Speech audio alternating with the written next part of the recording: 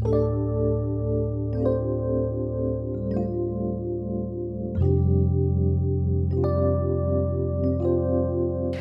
पिछले एपिसोड में आपने देखा कि परवीन की विदाई हो जाती है।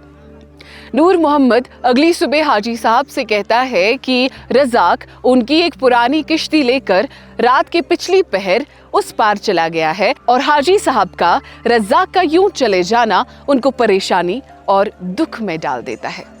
अजीजा की रज़ाक के मुतल्लिक इस तरह चले जाने की राय कुछ और ही होती है और हाजी साहब भी समझते हैं कि वो कुछ चुरा के ही भागा है। हाजी साहब का अंदेशा कुछ और ही बयान करने की कोशिश करता है।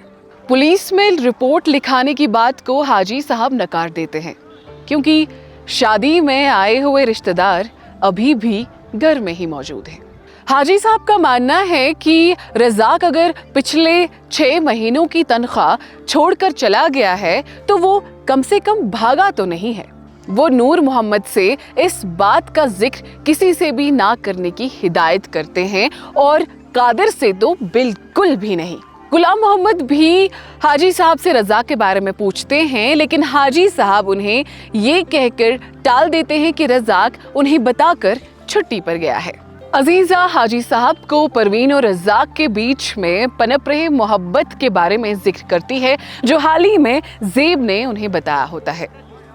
हाजी साहब ये सुनकर बहुत हैरान, परेशान और असमंजस में पड़ जाते हैं और कहते हैं कि अगर ऐसा होता तो रज़ाक उन्हें इशारतन इस बात की भनक जरूर दे देता।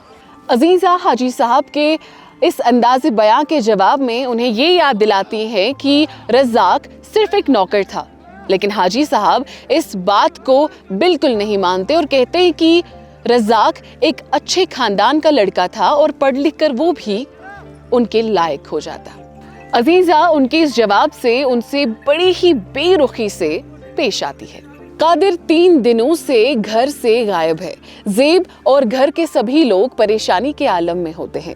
नूर मोहम्मद का पुरएतिमाद है कि कादिर गुल बेग के वही होगा। हाजी साहब कादिर के इस रवैये से इंतहाई गुस्से और परेशानी में खुद को पाते हैं।